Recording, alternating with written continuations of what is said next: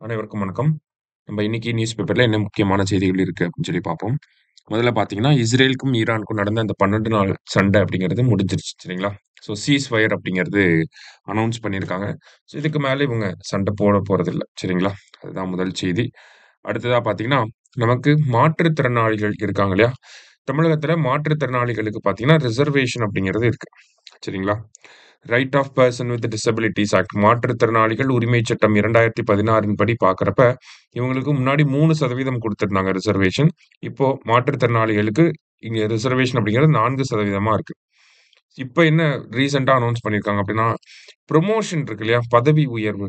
அந்த பதவி உயர்வுலயும் அவங்களுக்கு 4% இடஒதுக்கீட தமிழக அரசாங்கம் வந்து அனௌன்ஸ் பண்ணியிருக்காங்க. சரியா? ஸோ ரிசர்வேஷன் அப்படிங்கிறது நமக்கு டெவலப்மெண்ட்ல வரக்கூடிய டாபிக். ஸோ நல்லா பார்த்து வச்சுக்கோங்க. அடுத்தது ரீவிசிட்டிங் அ டார்க் சாப்டர் அப்படின்னு சொல்லி குடுத்திருக்காங்க.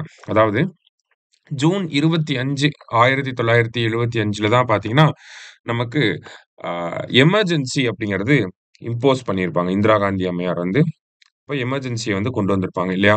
கரெக்ட்டா 50 வருஷம் ஆயிருக்கு. ஓகேவா? ஜூன் 25 1975ல ஓகேவா? போன வருஷம் இந்த ஜூன் 25 சென்ட்ரல் கவர்ன்மென்ட் என்னவா அனவுன்ஸ் பண்ணியிருந்தாங்கன்னா, கான்ஸ்டிடியூஷன் மர்டர் டே அரசியலமைப்பு படுகொலை தினம் அப்படின்னு சொல்லி மத்திய அரசாங்கம் அறிவிச்சிருந்தாங்க. சம்விதான் ஹத்யா திவாஸ் அப்படின்னு சொல்லி ஹிந்தியில சொல்லுவாங்க. சரியா? ஸோ இதுல நம்ம என்ன பார்க்க போறோம் அப்படின்னா, நெறைய தமிழகத்துல இருக்கக்கூடிய அப்போதைக்கு ஆட்சியில இருந்தவங்க திமுக தான் இருந்தாங்க. ஓகேங்களா? திமுக ஆட்சி கலைக்கப்பட்டிருக்கும். நெறைய தலைவர்கள வந்து பார்த்தீங்கன்னா, மெட்ராஸ் சென்ட்ரல் பிரிசன்ல வந்து அடைச்சு வச்சிருப்பாங்க. ஸோ அவங்க எல்லாத்தையுமே வந்து பார்த்தீங்கன்னா, மிசா சட்டத்துக்கு கீழ மெயின்டனன்ஸ் ஆஃப் இன்டர்னல் செக்யூரிட்டி ஆக்ட்க்கு கீழ அனு அ அரெஸ்ட் பண்ணியிருக்காங்க. சரிங்களா? ஸோ அத பொறுத்தவரைக்கும் அவங்கள வந்து நெறையா அடிச்சிருக்காங்க, டார்ச்சர் பண்ணியிருக்காங்க. அந்த மாதிரி நெறைய அலிகேஷன்ஸ் வந்து எமர்ஜென்சி முடிஞ்சதுக்கு அப்புறமா அலிகேஷன்ஸ் நெறைய வந்திருக்கும்.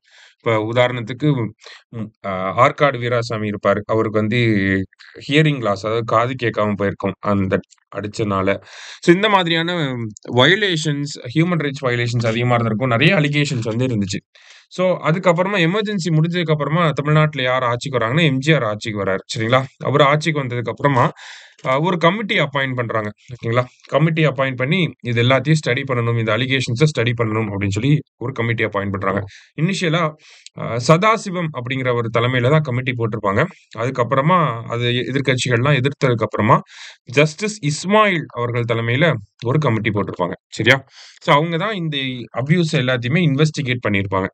அப்ப நம்ம இதுலருந்து என்ன தெரிஞ்சுக்கணும் அப்படின்னா, இஸ்மாயில் கமிஷன் அப்படிங்கிறத தெரிஞ்சுக்கணும். சரிங்களா? இஸ்மாயில் கமிஷன் அப்படிங்கிறது நமக்கு 1977ல வந்திருக்கு அப்படிங்கிறத தெரிஞ்சுக்கணும்.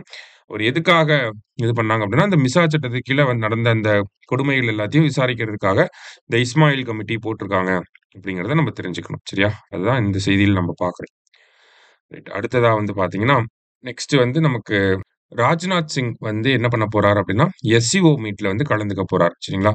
ஸோ எஸ்சிஓ அப்படிங்கிற இந்த ஆர்கனைசேஷன் அத பத்தி நம்ம கொஞ்சம் தெரிஞ்சுக்கணும். எஸ்சிஓ அப்படிங்கிற ஆர்கனைசேஷன் எப்போ யாரால உருவாக்கப்படுது அப்படின்னா, சைனா தான் இந்த எஸ்சிஓ ஆர்கனைசேஷன உருவாக்குறாங்க. எப்போ அப்படின்னா 2001ல உருவாக்கியிருப்பாங்க.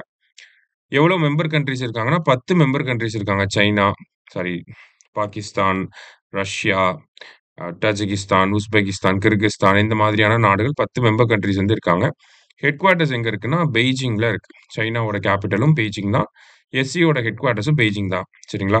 ஸோ இதுல இந்தியா எப்ப மெம்பர் ஆகுறாங்க அப்படின்னா, இந்தியா 2001ல மெம்பர் ஆகல. இந்தியா வந்து 2017ல தான் இந்தியா வந்து மெம்பர் ஆகுறாங்க. சரியா?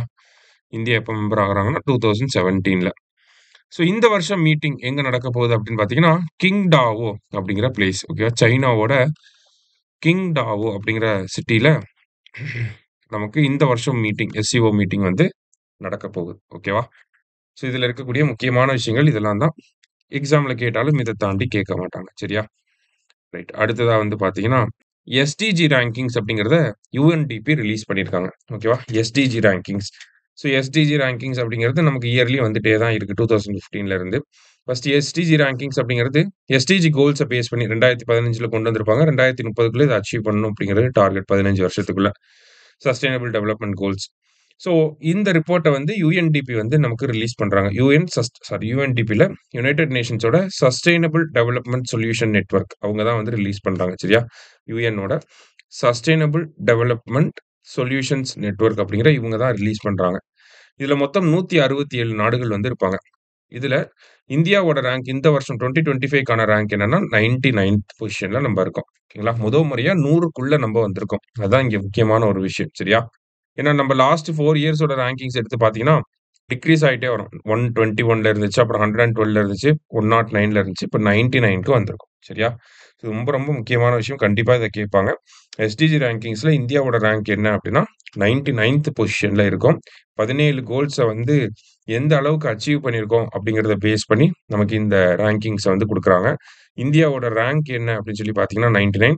இந்தியாவோட ஸ்கோர் என்ன அப்படின்னு சொல்லி பார்த்தீங்கன்னா, இந்தியாவோட ஸ்கோர் வந்து 67ல இருக்கு. சரியா? 67 மார்க் வாங்கியிருக்கோம். அவுட் ஆஃப் 100க்கு 67 மார்க்கு. மொத்தம் ரேங்கிங்ஸ்ல இருந்து பார்த்தீங்கன்னா 99வது இடத்துல நம்ம இருக்கோம். சரியா? ஸோ இன்னைக்கு நியூஸ் பேப்பர்ல இருந்த முக்கியமான செய்திகள பார்த்திருக்கோம். நன்றி.